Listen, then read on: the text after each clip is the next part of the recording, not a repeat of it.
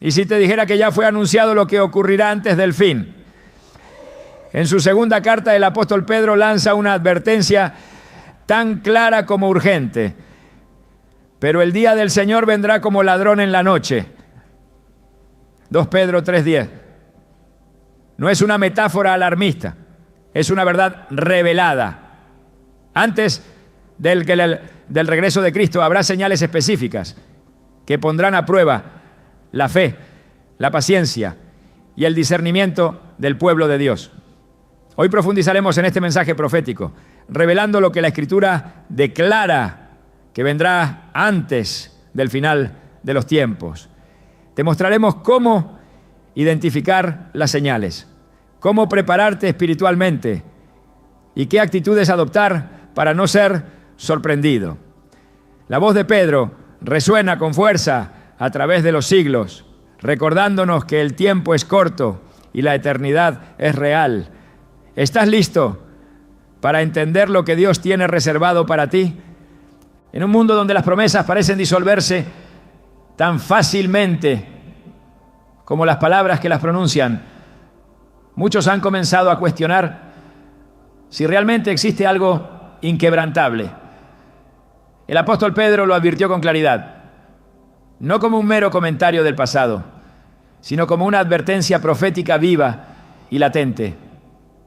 En los últimos días vendrán burladores, andando según sus propias pasiones.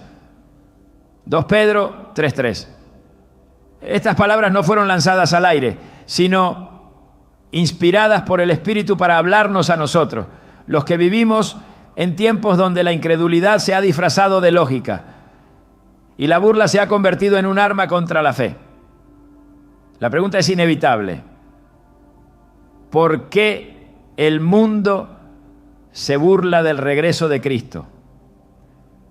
¿Qué se esconde detrás de ese desprecio disfrazado de escepticismo? Pedro lo vio venir, vio cómo con el paso de los años la humanidad se acomodaría en su autosuficiencia, se volvería escéptica de toda verdad eterna y se levantaría con arrogancia contra lo que no puede controlar. ¿Dónde está la promesa de su venida?, dirán, porque desde que los padres durmieron, todas las cosas permanecen así como desde el principio de la creación. 2 Pedro 3:4. Estas no son simples palabras de duda, son ataques directos a la esperanza del creyente. Y es ahí donde la batalla se intensifica.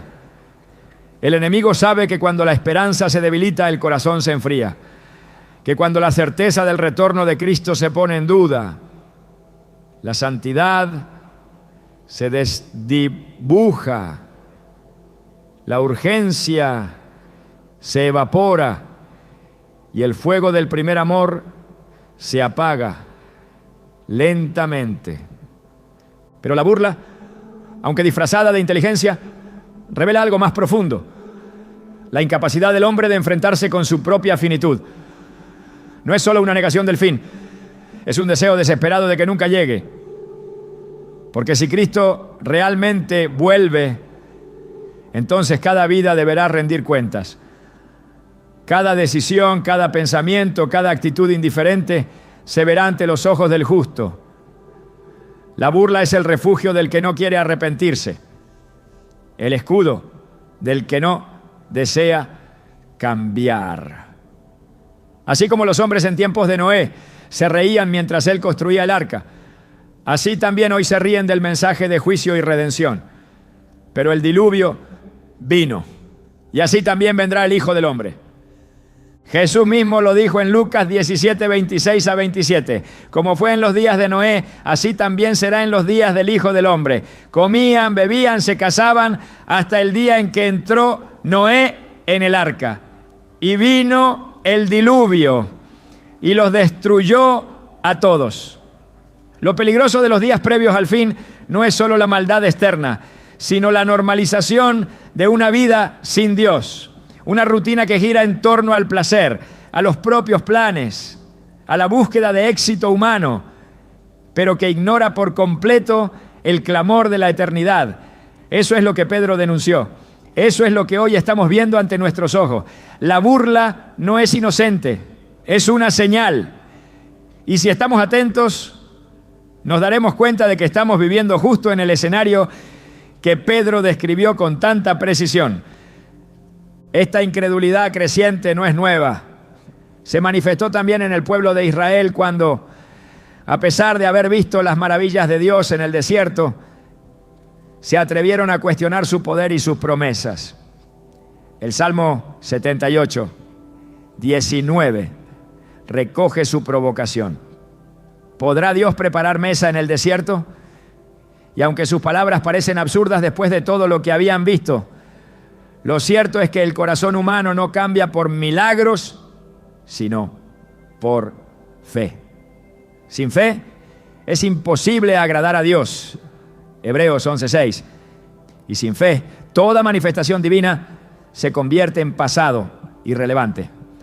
Así vive hoy mucha gente, conociendo la historia de Jesús, reconociendo su existencia, quizás como figura histórica, pero sin permitir que esa verdad transforme sus vidas. Pedro nos invita a recordar que esta negación del regreso de Cristo es una estrategia espiritual para adormecer al creyente. Si el enemigo logra convencerte de que no hay urgencia, entonces logra distraerte con lo temporal. Si logra sembrar en ti la idea de que el juicio no vendrá, entonces puede llenar tu agenda con lo superficial. No se trata solo de ignorar una doctrina bíblica, se trata de desconectar al cristiano de su expectativa eterna. Y cuando se pierde la expectativa, se pierde la dirección. Por eso es urgente recordar que no estamos caminando hacia una incógnita, sino hacia un día ya establecido. Pedro lo llama el día del Señor, un momento que vendrá, aunque muchos quieran negarlo. Es curioso que quienes más se burlan del fin suelen ser quienes más temen enfrentarse con la verdad. Hay una correlación entre la burla y la dureza del corazón. Lo vemos en el ejemplo de Faraón en el libro de Éxodo. A pesar de ver las plagas y escuchar la voz de Moisés, endurecía su corazón una y otra vez. No era ignorancia, era arrogancia. Y esa misma actitud persiste hoy. No es que no haya evidencia del mover de Dios, es que muchos han decidido no ver.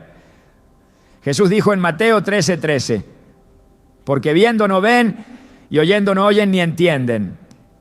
El corazón que se burla no es un corazón curioso, es un corazón cerrado. Y Dios, aunque es paciente, no forzará la rendición de nadie. Esta burla también tiene un componente colectivo. No es solo una actitud individual, es un espíritu que se ha infiltrado en culturas, en sistemas educativos, en medios de comunicación, en redes sociales. Se ridiculiza la fe, se caricaturiza al creyente, se trivializan los valores eternos. Pedro lo supo y por eso no solo escribió sobre lo que sucedería, sino que también nos mostró cómo mantenernos firmes. En 2 Pedro 1:19 declara: tenemos también la palabra profética más segura, a la cual hacéis bien en estar atentos, como a una antorcha que alumbra en lugar oscuro. En medio de la burla, en medio de la oscuridad, lo que sostiene al creyente no es la opinión pública, sino la palabra profética de Dios.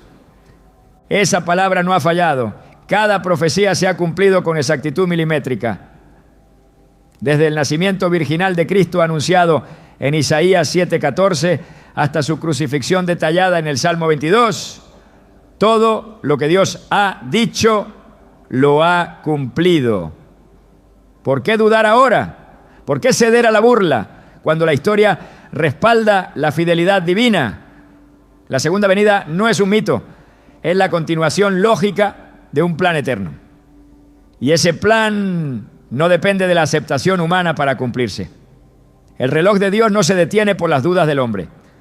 Lo que Pedro nos está diciendo es que debemos vivir como si ese día fuera mañana. no porque lo sepamos, sino porque lo esperamos. Y esa expectativa moldea nuestra forma de hablar, de actuar, de decidir. Si alguna vez te has sentido avergonzado por hablar del regreso de Cristo, si has sentido la presión de callar para no parecer anticuado o fanático, Pedro te comprende. Él también enfrentó una generación que se resistía a la verdad. Pero él no se detuvo. Su vida fue testimonio de una fe que no se negocia.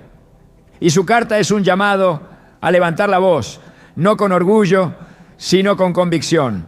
No con juicio, sino con urgencia. Porque el tiempo se acorta y cada alma cuenta. Cada persona que hoy se burla, mañana puede arrepentirse si escucha una voz que no se rinde. Tal vez esa voz seas tú. La burla no debe paralizarnos, debe empujarnos a hablar con más claridad, a vivir con más coherencia, a orar con más fervor. Porque aunque los burladores parezcan tener la última palabra, el día del Señor será el cierre definitivo. Y cuando llegue ese día, muchos desearán haber escuchado. El apóstol Pablo también lo dijo con firmeza en primera a los Tesalonicenses 5:3, que cuando digan paz y seguridad, entonces vendrá sobre ellos destrucción repentina, como los dolores a la mujer encinta, y no escaparán. No es una amenaza, es una advertencia. Y toda advertencia es una expresión de misericordia. Dios no quiere que nadie se pierda, pero no detendrá su justicia por la terquedad del hombre. Hoy vemos esa burla disfrazada de argumentos científicos, de libertad de pensamiento, de relativismo moral, pero debajo de esas capas está el mismo corazón rebelde que dijo en Génesis 11:4, vamos, edifiquémonos una ciudad y una torre cuya cúspide llegue al cielo.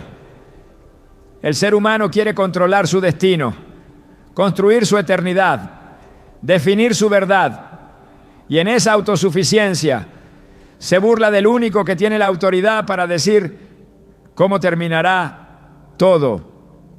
Pero la torre de Babel cayó y toda estructura humana que pretenda usurpar el lugar de Dios también caerá.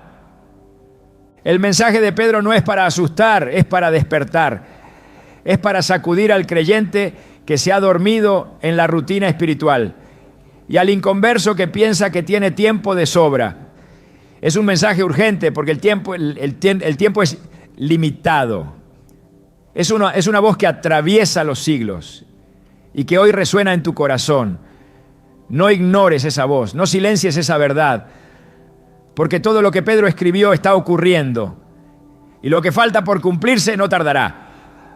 El burlador puede reír hoy, pero el juicio de Dios será justo. El creyente puede ser despreciado hoy, pero su esperanza no será avergonzada. El tiempo final no será anunciado con trompetas humanas, sino con el cumplimiento inesperado de cada palabra profética. Y cuando eso ocurra, solo habrá dos grupos: los que estaban listos y los que pensaban que era un cuento más. Cuando el mundo levanta su voz en burla y exige respuestas inmediatas, Dios guarda silencio. Y en ese silencio muchos creen ver indiferencia.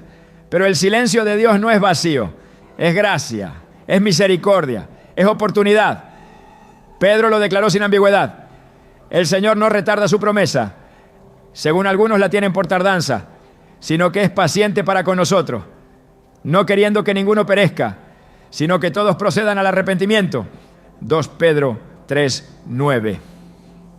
Esta afirmación no solo desarma la arrogancia de quienes dudan del regreso de Cristo, también revela el verdadero corazón del Padre, su deseo profundo de salvación para todos. Lo que el mundo llama demora, el cielo lo llama compasión. No se trata de un Dios que olvida sus promesas. Se trata de un Dios que conoce el calendario eterno y actúa conforme a su perfecta voluntad. Su paciencia no es debilidad, es dominio absoluto del tiempo. Porque mientras el ser humano mide en minutos, Dios obra en eternidad. Pedro, escribiendo inspirado por el Espíritu, contrasta directamente la percepción humana con la realidad divina. Pero, oh amados, no ignoréis esto, que para con el Señor un día es como 1000 años, y 1000 años como un día. 2 Pedro 3:8. El tiempo que a nosotros nos parece una eternidad, para Dios es un suspiro. Y aquello que sentimos como urgencia, Él lo contempla con la serenidad de quien ya ha visto el final desde el principio. No es una espera sin propósito, es una espera cargada de amor. Cada amanecer que no trae consigo el juicio final es una nueva posibilidad para que un alma se vuelva a Él. Cada noche que cierra el día sin que suene la trompeta es una nueva extensión de gracia, porque su carácter no es vengativo, sino redentor. Él no tiene prisa en castigar, tiene urgencia en salvar. Por eso la paciencia de Dios es uno de los atributos más incomprendidos por la mente caída. Se confunde con debilidad, se interpreta como ausencia, se transforma en excusa, pero en realidad es un despliegue majestuoso de su deseo de restaurar.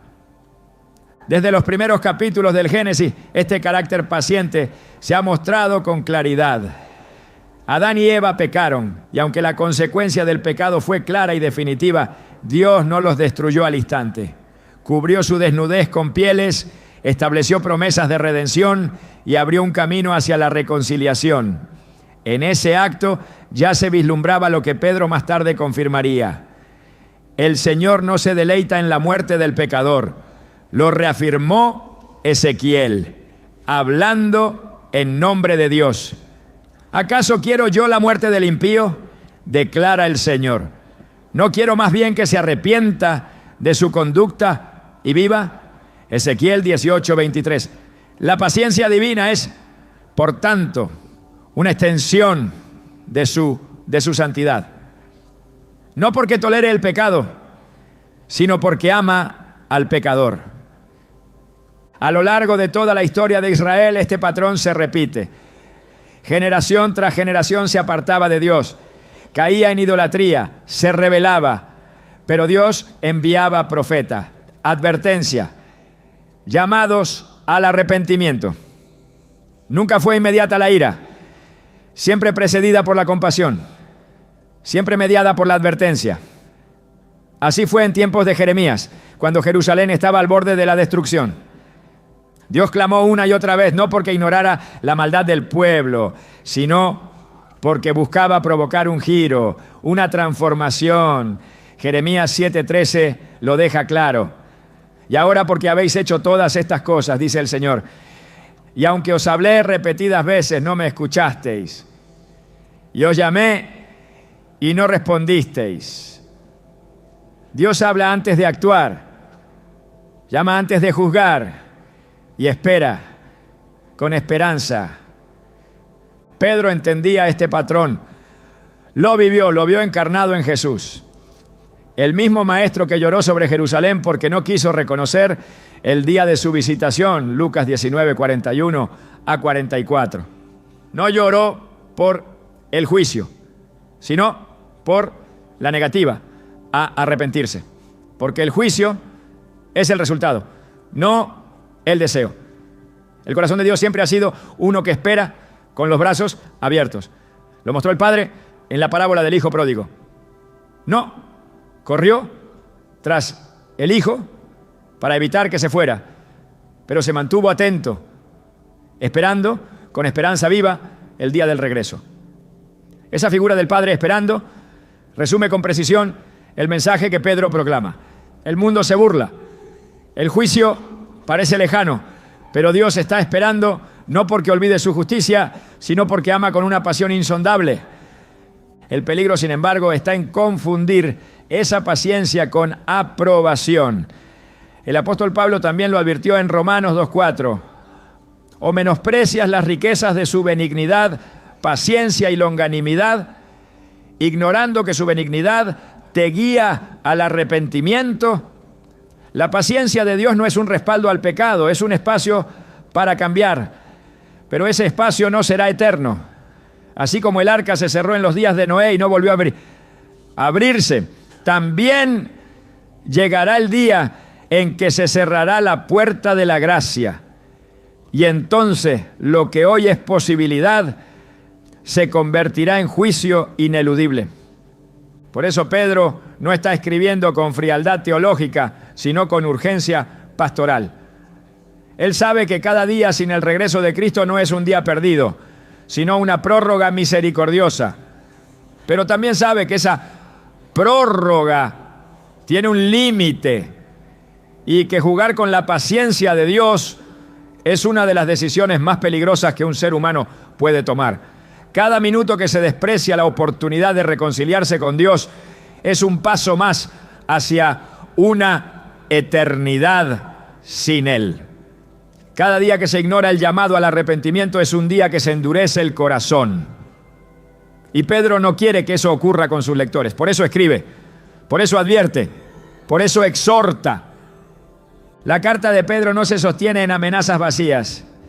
Se edifica sobre el carácter inmutable de Dios. Un Dios que ha mostrado una y otra vez que su mayor deleite es salvar. Isaías 30:18 lo declara con poder. Por tanto, el Señor esperará para tener piedad de vosotros, y por eso se levantará para tener misericordia de vosotros. Porque el Señor es un Dios justo, bienaventurados todos los que esperan en Él. Es una atención sagrada, justicia y misericordia. La justicia no desaparece, la misericordia no se cancela. Ambas coexisten en un equilibrio perfecto. Y esa coexistencia se manifiesta en la paciencia divina. No es una paciencia humana, no es tolerancia débil, es un reflejo de su gloria. Pero esa gloria no puede ser despreciada sin consecuencia. La misma paciencia que hoy salva, mañana será el argumento que condene a los que la rechazaron. Porque nadie podrá decir que no fue advertido, nadie podrá decir que no hubo oportunidad. La paciencia de Dios es tan clara como su justicia, y Pedro lo deja establecido. Si hoy no ha venido el fin, no es porque Dios se haya olvidado, sino porque está dando una última oportunidad a los que aún caminan en tinieblas. Y esa verdad debe provocar en nosotros un doble efecto: urgencia para predicar y gratitud profunda por haber sido alcanzados por esa gracia. Este entendimiento transforma la perspectiva del creyente. No hay espacio para la queja, ni para la impaciencia, ni para la ansiedad. Si Dios aún espera, nosotros también debemos esperar. Pero no con brazos cruzados, sino con corazones encendidos. Porque cada segundo de esa paciencia divina es un llamado a la acción, a vivir en santidad, a proclamar el Evangelio, a interceder por los perdidos, a perseverar en la verdad. La espera no es pasividad, es actividad llena de propósito. Así como Cristo se ofreció a sí mismo por amor, nosotros debemos ofrecernos como instrumentos vivos de su voluntad. La esperanza del regreso del Señor no se debilita por la espera, se fortalece por el entendimiento. Cuando sabemos que no es tardanza sino misericordia, entonces nuestros corazones no se frustran, sino que se afirman. Y Pedro quiere que esa verdad se grabe en el alma de cada creyente. Porque cuando comprendemos la intención divina detrás de la espera, dejamos de ver el tiempo como un obstáculo y comenzamos a verlo como una oportunidad. No hay mayor seguridad que saber que el mismo Dios que juzgará hoy extiende su mano.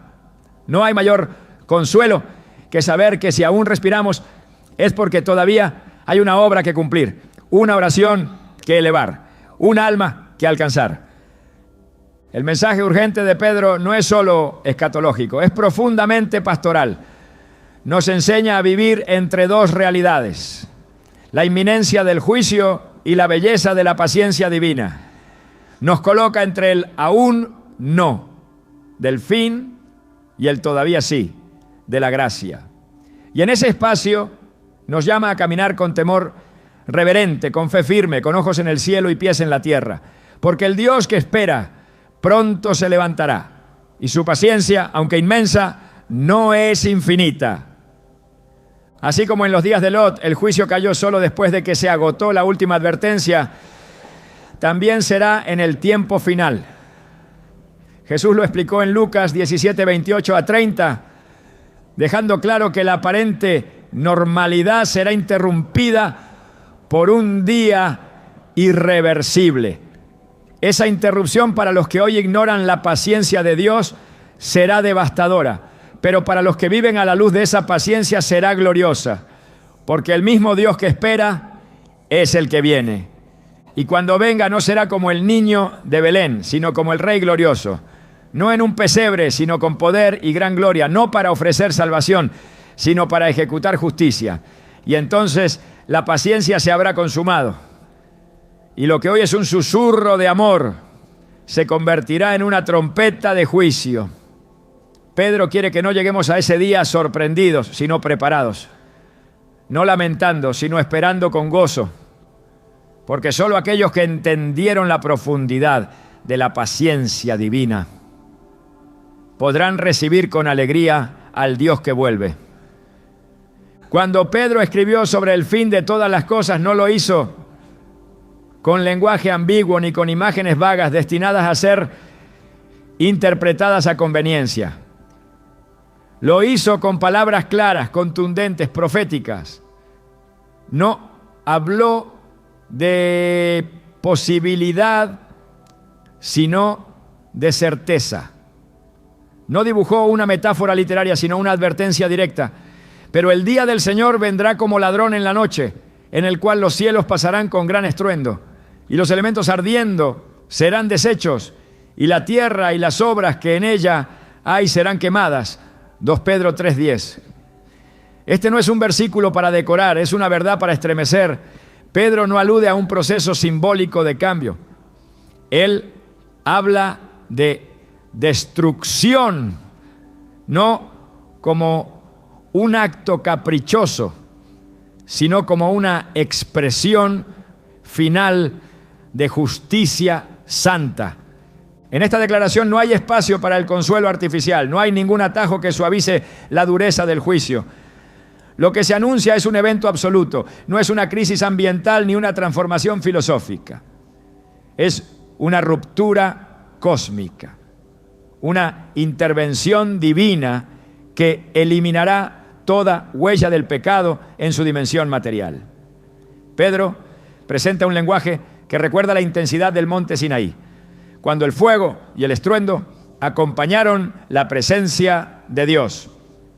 Pero esta vez no será una manifestación temporal, será definitiva. Los cielos pasarán con estruendo. Los elementos, los fundamentos mismos de la creación serán deshechos. La tierra con todo lo que contiene será expuesta ante el juicio. No es una advertencia nueva. El fuego como instrumento de juicio ha sido constante a lo largo de la revelación bíblica. Desde Génesis hasta Apocalipsis, la santidad de Dios se manifiesta en fuego consumidor. No un fuego destructivo en esencia, sino purificador en propósito. Fue fuego el que descendió sobre Sodoma y Gomorra, consumiendo ciudades enteras por causa de su pecado irreparable. Fue fuego el que envolvió el altar en el monte Carmelo ante la oración de Elías, confirmando la autenticidad del Dios verdadero frente a la falsedad de Baal. Fue fuego lo que rodeó el Sinaí, separando a un pueblo rebelde de un Dios absolutamente santo. Y es fuego lo que Pedro anuncia para el día final, no como una amenaza hueca, sino como un reflejo de la justicia perfecta que no puede ser ignorada. Este fuego no será producto de la acción humana, no será causado por guerras ni desastres ecológicos. Será la manifestación activa de la voluntad de Dios. Será el fuego que pone fin a toda rebeldía. El que destruye no solo lo visible, sino también lo invisible. Porque en ese día no solo la materia será juzgada, también las intenciones, las obras, los secretos del corazón. Pedro no separa el juicio físico del juicio moral. Lo integra todo. La tierra y las obras que en ella hay serán quemadas. Es una declaración de absoluto. No hay refugio, no hay excepción. Todo será alcanzado por ese fuego. El profeta Malaquías anticipó este día con palabras que resuenan con la misma intensidad. Porque he aquí, viene el día ardiente como un horno, y todos los soberbios y todos los que hacen maldad serán estopa. Aquel día que vendrá los abrazará, ha dicho el Señor de los ejércitos. Malaquías 4:1. Este no es un lenguaje figurado, es la proclamación de un evento concreto, un día ardiente.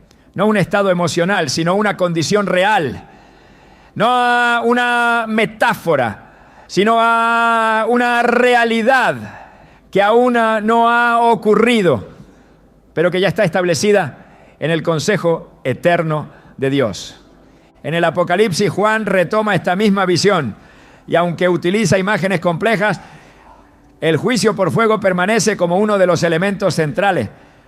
En Apocalipsis 29-10 vemos cómo al final del milenio, cuando las naciones se rebelan una vez más contra el reinado de Cristo, descendió fuego del cielo y los consumió.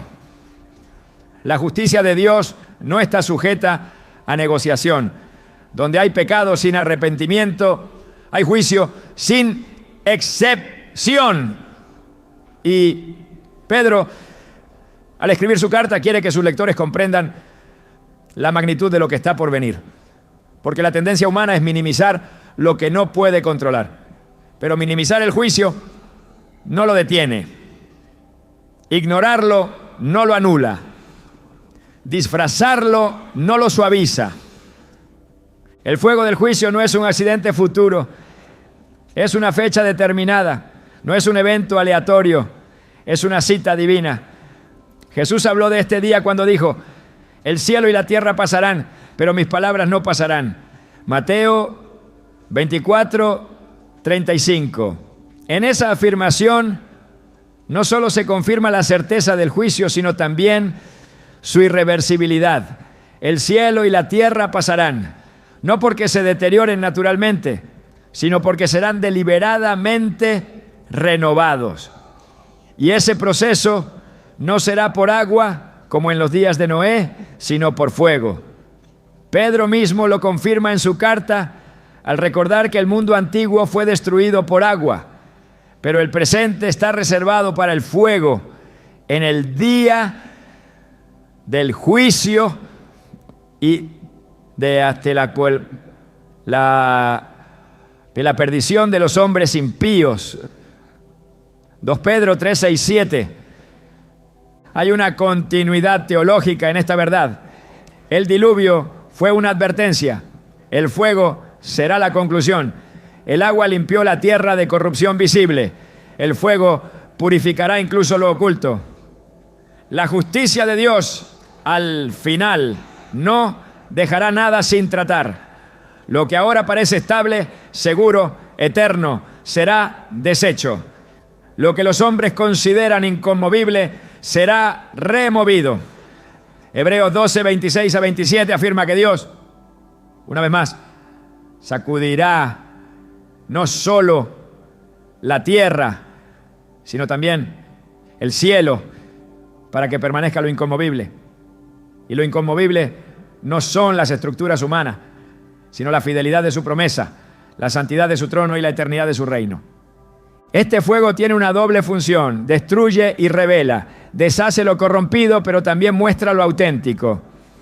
Porque como enseña Pablo en 1 Corintios 3:13, la obra de cada uno será manifiesta, porque el día la declarará, pues por el fuego será revelada, y la obra de cada uno, cual sea, el fuego la probará. No se trata solo de la condenación de los impíos, también es un día de prueba para los justos, no en cuanto a su salvación, sino en cuanto a la calidad de su vida, de su ministerio, de su obediencia, en ese día todo lo falso será consumido, todo lo superficial será desechado y solo lo que fue hecho en Dios permanecerá. El juicio por fuego no es una amenaza externa, es una invitación interna a vivir con integridad.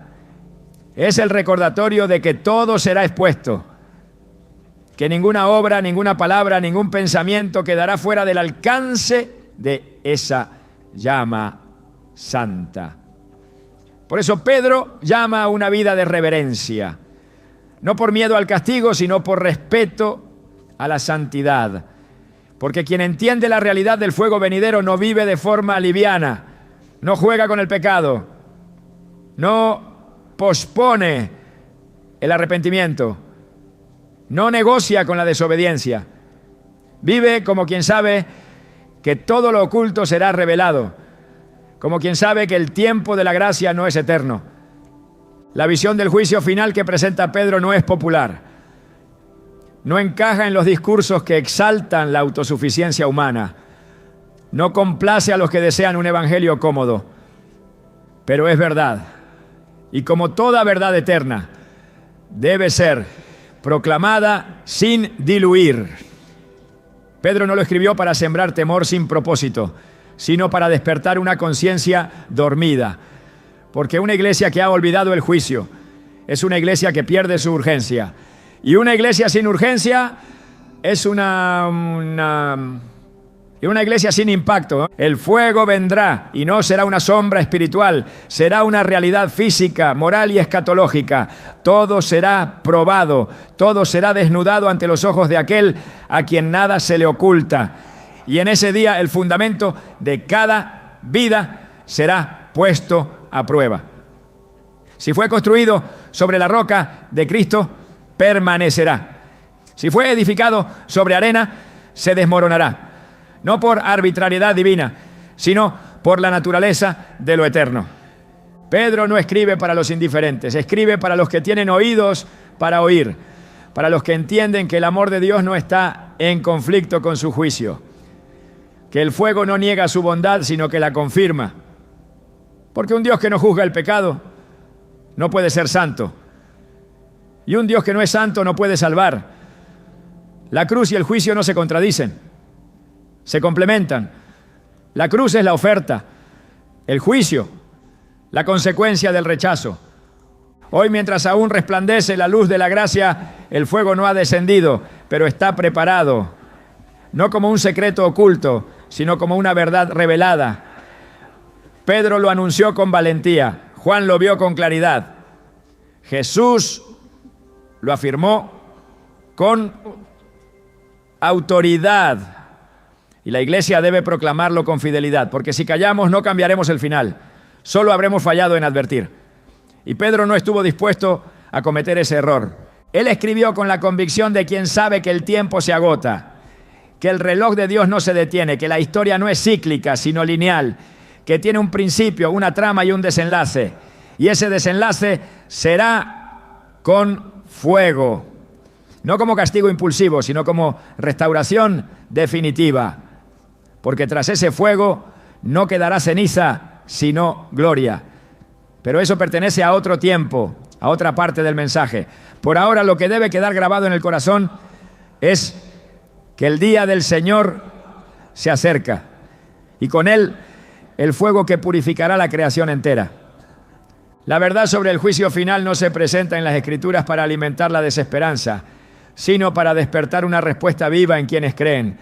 Pedro no escribió sobre el fuego venidero para paralizar con temor, sino para provocar un cambio urgente y profundo. Su intención no era sembrar miedo, sino sacudir conciencias. Por eso, inmediatamente después de advertir sobre la destrucción del mundo, lanza una pregunta que corta hasta lo más íntimo del alma. Puesto que todas estas cosas han de ser deshechas, ¿cómo no debéis vosotros andar en santa y piadosa manera de vivir? 2 Pedro 3:11. No hay espacio para la indiferencia, no hay margen para la pasividad. Saber lo que viene exige una respuesta de santidad. Pedro no separa la profecía de la conducta. En su pensamiento, La escatología y la ética están entrelazadas de forma inseparable. Si el mundo será deshecho, si la creación será consumida, entonces el alma debe vivir libre de todo lo que está destinado a desaparecer. El llamado a una vida santa no es una recomendación opcional, es una urgencia ineludible. La santidad no es un lujo espiritual reservado a unos pocos consagrados. Es el camino natural del que entiende el carácter de Dios y el fin de todas las cosas. Porque aquel que conoce el destino del mundo no puede seguir abrazando las obras del mundo. Y aquel que espera al Dios Santo no puede vivir en impureza. Desde el principio la Escritura ha vinculado la revelación de Dios con una transformación en el estilo de vida. Cuando Dios se manifestó en el Sinaí, lo primero que pidió fue preparación. El pueblo debía santificarse, purificarse, separarse. No podían acercarse con ligereza. No podían presentarse como si nada sagrado estuviera ocurriendo. En Éxodo 19, 10 a 11, el Señor ordena a Moisés que el pueblo se lave, se prepare y espere. Porque la presencia de Dios demanda reverencia. Y esa misma lógica sigue vigente. Si esperamos la manifestación gloriosa del Señor, si anhelamos su venida, si creemos en su justicia, no podemos vivir como si nada estuviera por ocurrir. La santidad no es un esfuerzo humano para agradar a Dios. Es una respuesta espiritual a la revelación de quién es Él. Porque al contemplar su pureza, lo impuro se vuelve insoportable. Al ver su luz, la oscuridad en nosotros se vuelve evidente. Por eso Isaías, al ver la gloria del Señor, clamó: ¡ay de mí que soy muerto! Porque siendo hombre inmundo de labios, han visto mis ojos al Rey, Jehová de los ejércitos. Isaías 6:5. El encuentro con Dios no lo llevó a celebrar, sino a reconocer su necesidad de ser transformado. Esa es la marca de un corazón santo. No la perfección, sino la conciencia viva de lo que aún debe rendirse. Pedro entiende que una vida piadosa no nace de la presión externa, sino del fuego interno de la esperanza. Por eso, en el mismo pasaje, no solo habla de santidad, sino de expectativa.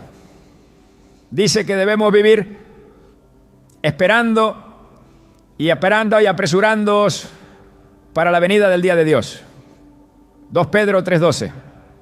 Es un llamado doble, vivir en santidad y vivir en urgencia.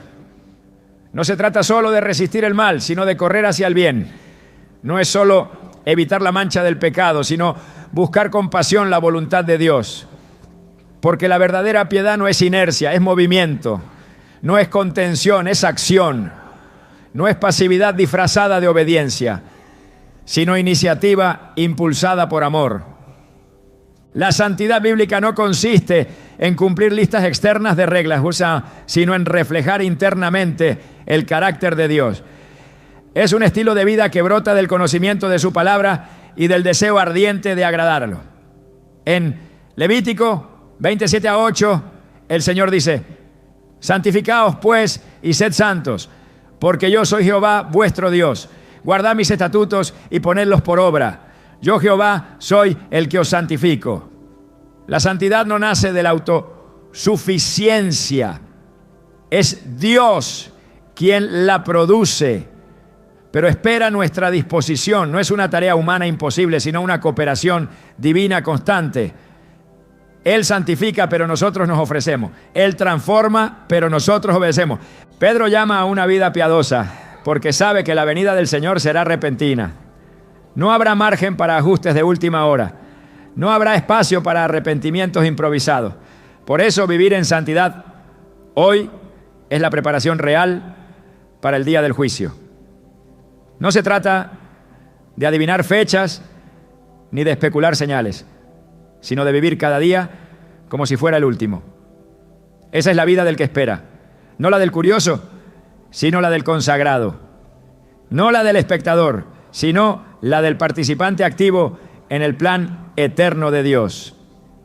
El apóstol Pablo, en perfecta sintonía con Pedro, exhorta a los creyentes a no dormirse espiritualmente. En Romanos 13:11 a 12 dice: conociendo el tiempo, que es ya hora de levantarnos del sueño, porque ahora está más cerca de nosotros nuestra salvación que cuando creímos. La noche está avanzada y se acerca el día. Esta conciencia del tiempo no es para vivir ansiosos, sino despiertos. No es para alarmarse, sino para activarse. Porque cuando el alma está consciente del día que se aproxima, no se distrae con lo que pronto será polvo. Vive ligera, vive limpia, vive lista. Una vida santa y piadosa no significa una existencia monástica ni una desconexión de la realidad. No implica encerrarse en rituales vacíos ni desarrollar una imagen externa de religiosidad. Significa vivir con integridad, con pureza, con temor reverente ante un Dios que todo lo ve. Significa cuidar el corazón, los pensamientos, las palabras. Significa tomar decisiones no por conveniencia, sino por obediencia. Significa andar en la luz, como Él está en la luz.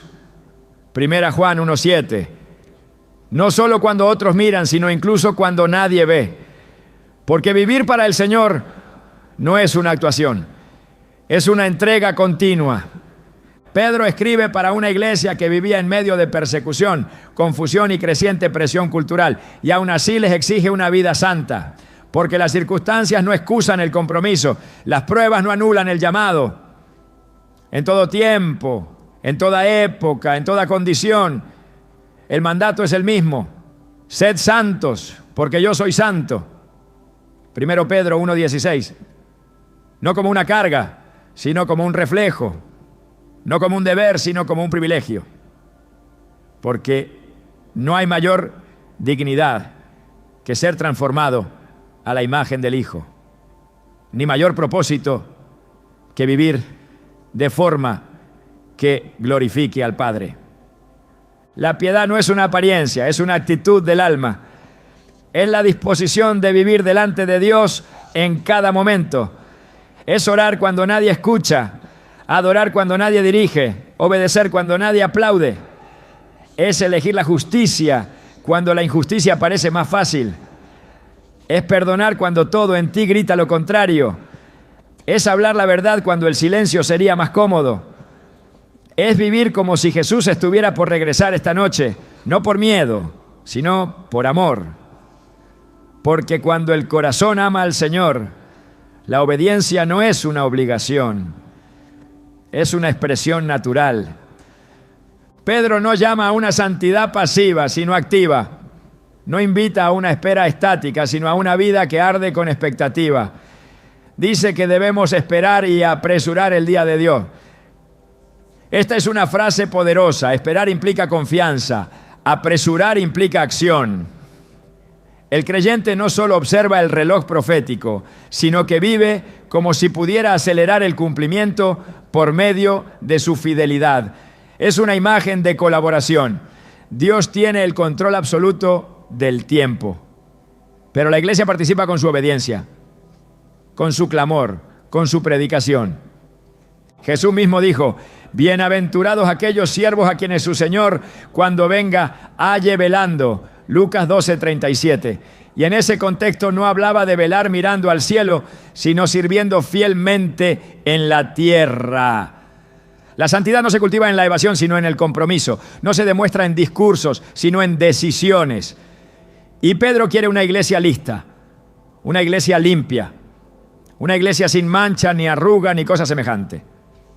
No por perfección humana, sino por el poder de la sangre de Cristo y la obra continua del Espíritu Santo. Porque sin santidad nadie verá al Señor. Hebreos 12:14. Cada día es una oportunidad para vivir de forma que refleje lo eterno. Cada palabra, cada acto, cada pensamiento puede ser una ofrenda. El fin del mundo no debe empujarnos al pánico, sino a la pureza.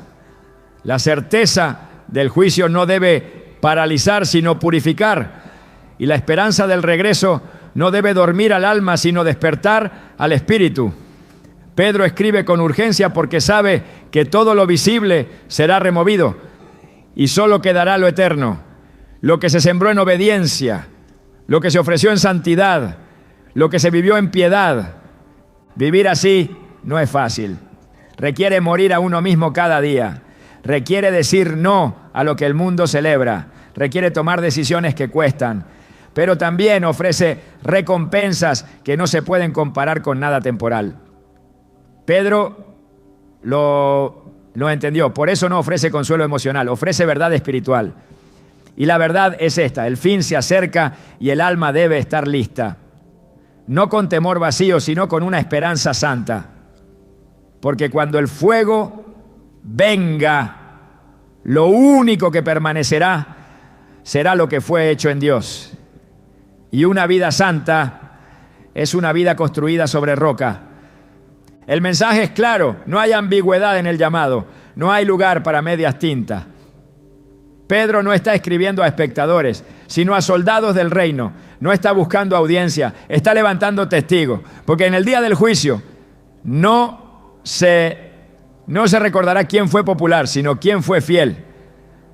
No se destacará al que impresionó, sino al que obedeció. Y ese es el corazón del mensaje, que la santidad no es un accesorio, sino una necesidad. No es un lujo para los espirituales, sino el camino para todos los que esperan ver a Cristo cara a cara. Pedro no cierra su mensaje con destrucción, sino con esperanza. Y esa esperanza no es abstracta ni simbólica, es una promesa concreta. Después de advertir sobre el fuego que vendrá, sobre el juicio que deshará el orden actual, Pedro declara con solemnidad y certeza: pero nosotros esperamos, según sus promesas, cielos nuevos y tierra nueva, en los cuales mora la justicia. 2 Pedro 3:13. Esta declaración no es un consuelo débil, sino la visión gloriosa del plan eterno de Dios. El juicio no es el final, es la transición. La creación presente será disuelta, pero no para desaparecer en el vacío, sino para dar lugar a una nueva realidad establecida sobre la justicia, la santidad y la gloria de Dios. El fin del mundo actual no debe ser visto como una tragedia cósmica, sino como una restauración suprema. Desde el inicio, la creación fue afectada por el pecado. La tierra gime bajo la corrupción. El cielo, la tierra, todo el sistema natural está bajo el peso de la caída. Pablo lo describe con profundidad en Romanos 8:22. Porque sabemos que toda la creación gime a una, y a una está con dolores de parto hasta ahora. La creación sufre no por sí misma, sino por el pecado que trajo desorden, muerte y dolor.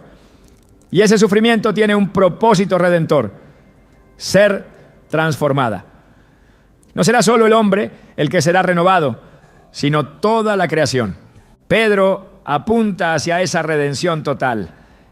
El fuego que vendrá no es un castigo irracional, es el medio que Dios usará para limpiar toda impureza y establecer un orden nuevo.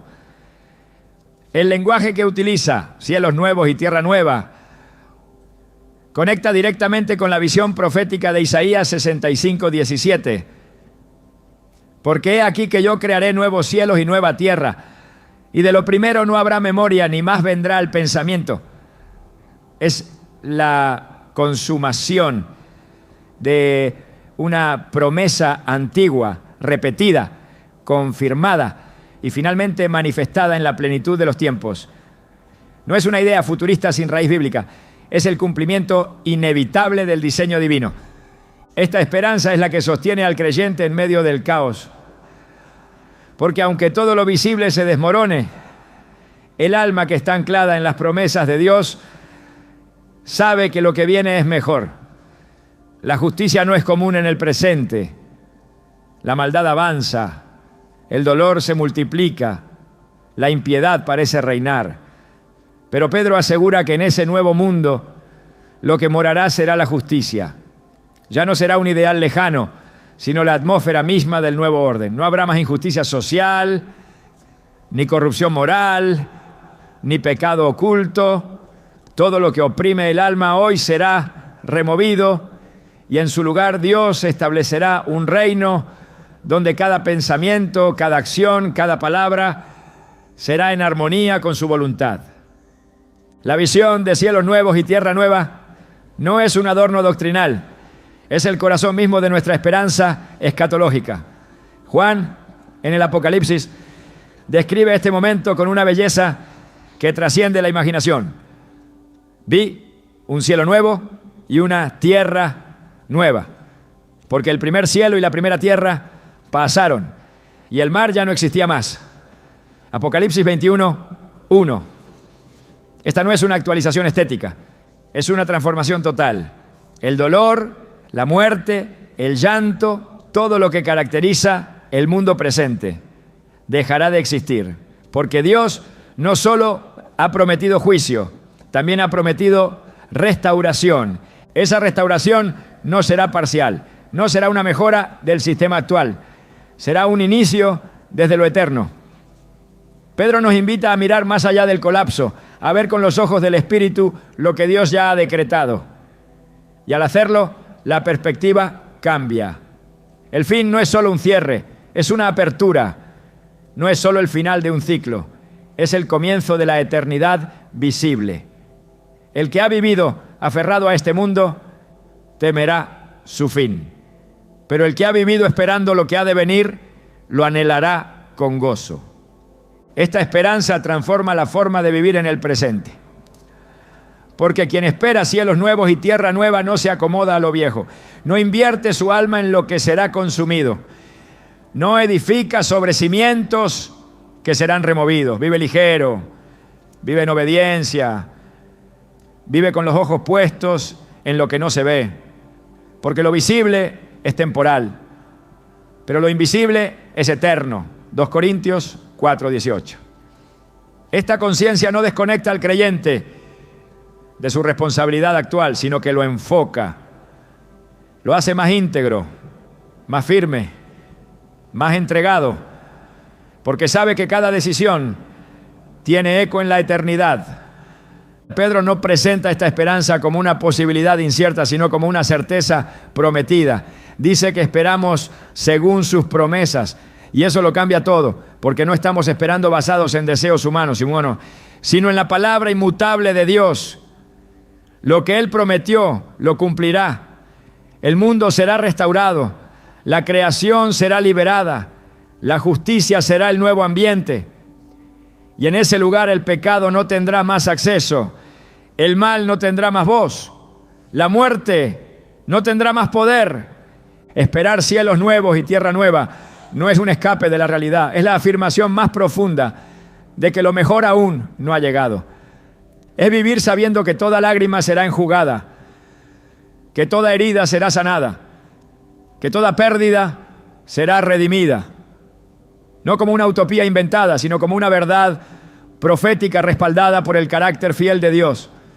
Pedro escribe para recordar que detrás del juicio está la promesa, detrás del fuego está la gloria, detrás del fin está el principio.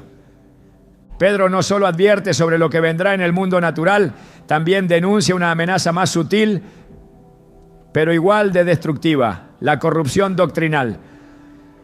Porque antes del fin no será solamente la creación la que será sacudida, sino también la verdad misma en medio del pueblo. Lo dijo con claridad al inicio de su carta. Pero hubo también falsos profetas entre el pueblo, como habrá entre vosotros falsos maestros, que introducirán encubiertamente herejías destructoras. 2 Pedro 2:1. La batalla no será solo externa, será interna. No vendrá solo de la cultura, vendrá del púlpito, de labios que aparentan piedad, pero niegan el poder de la verdad. El engaño no llegará abiertamente, se introducirá encubiertamente. Es la estrategia del enemigo desde el principio. Distorsionar lo que Dios ha dicho, alterar con sutileza lo que parece correcto, ofrecer una verdad incompleta que en su fragmentación se convierte en mentira. Pedro lo anticipa con urgencia porque sabe que estos maestros no solo desviarán ideas, sino destinos. No se trata de diferencias menores, sino de caminos enteros, torcidos, que llevan a la perdición. Y muchos los seguirán, no porque los mensajes sean verdaderos, sino porque acomodan sus deseos. Porque el error será presentado con apariencia de libertad, pero conducirá a esclavitud espiritual. Pedro no expone esta realidad para generar paranoia, sino para despertar discernimiento. Él llama a los creyentes a estar firmes, a crecer en el conocimiento de la verdad, a no dejarse arrastrar por el error de los inicuos. En 2 Pedro 3:17 lo dice sin rodeo. Así que vosotros, oh amados, sabiéndolo de antemano, guardaos, no sea que arrastrados por el error de los inicuos caigáis de vuestra firmeza. La caída no comienza con un acto evidente, sino con la pérdida de firmeza. Y esa firmeza solo se sostiene cuando la verdad ocupa el centro del corazón. El error siempre se disfraza de revelación. Se presenta como algo nuevo, más profundo, más liberador. Pero la palabra de Dios no necesita adornos ni reinterpretaciones que la contradigan. Lo que fue verdad ayer sigue siendo verdad hoy. Lo que fue advertido por los profetas, confirmado por Cristo y proclamado por los apóstoles, permanece inmutable. Frente al engaño, la única defensa es la verdad. No la verdad como concepto abstracto, sino como convicción viva que guía cada pensamiento y cada decisión. Pedro no llama a sospechar de todos, pero sí a examinarlo todo. No insta a vivir con miedo, pero sí con vigilancia. Porque antes del fin, la confusión será una de las armas más eficaces del adversario. Y solo permanecerán en pie quienes hayan fundamentado su fe, no en palabras humanas, sino en la palabra eterna. En medio de voces engañosas, la voz de Dios sigue siendo clara para quien está dispuesto a escucharla. Pedro no escribió para cerrar con respuestas, sino para dejar abiertos los ojos y el corazón, porque el mensaje no termina en una advertencia ni en una descripción del fin, termina en una invitación, una que no solo se escucha con los oídos, sino que se discierne con el alma. Al final de su carta no levanta una muralla, sino una dirección. Antes bien, creced en la gracia y el conocimiento de nuestro Señor y Salvador Jesucristo. 2 Pedro 3:18. No dice escóndanse, no dice protejan lo que tienen, ni siquiera dice resistan, dice crezcan, como si supiera que ante el colapso de todo lo visible, lo único que permanecerá será aquello que ha echado raíces en lo eterno. Porque el crecimiento no es una meta final, es una manera de permanecer vivos espiritualmente en medio de la inestabilidad del tiempo. No se trata de cuánto sabes, sino de qué haces con lo que sabes. Crecer en gracia es aprender a depender cada vez más de Cristo, no como doctrina, sino como vida. Crecer en conocimiento es dejar de mirar desde la superficie y comenzar a ver las cosas como Dios las ve. Es pasar de lo superficial a lo esencial. Es hacer del carácter de Jesús no solo una inspiración, sino una forma concreta de vivir. Pedro entendía que el verdadero peligro no estaba solo en lo que vendría desde afuera, sino en el estancamiento interno. El alma que no crece se endurece. El corazón que no se expande en verdad se encierra en religiosidad. Y la mente que no es renovada fácilmente será confundida. Por eso el último verbo de su carta no es temer, esperar o resistir. Es crecer, porque el crecimiento es vida. Y la vida que se mantiene conectada a la vid verdadera no solo sobrevive el fin, lo trasciende. Este llamado al crecimiento es una respuesta activa al mensaje completo de la carta. No para quedarse atrapado en la vigilancia pasiva, sino para moverse hacia una madurez que se vuelve impenetrable ante el error, firme ante la presión, estable en la espera. Pedro no buscaba crear espectadores del fin, sino participantes del reino. Porque mientras el mundo se sacude, Dios sigue formando hijos. Mientras la historia se acerca a su clímax, el Espíritu sigue modelando carácter. Y eso solo es posible cuando la gracia no es un concepto, sino una experiencia diaria. Quienes crecen en gracia no son los que lo saben todo, sino los que viven con humildad. Quienes crecen en conocimiento no son los que acumulan datos bíblicos, sino los que conocen el corazón de Dios. Y solo esos podrán atravesar los días que vienen sin ser arrastrados por el ruido, sin ser vencidos por el engaño, sin perderse en el temor. Porque mientras todo se desmorona, la vida del que ha aprendido a crecer en Cristo florece como nunca.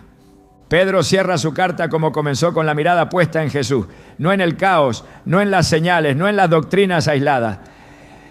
En Jesús, porque solo Él es suficiente, solo Él es eterno, solo en Él se encuentra el equilibrio entre la urgencia del tiempo y la paz del alma, y eso no cambia, aunque el mundo entero cambie. Amén.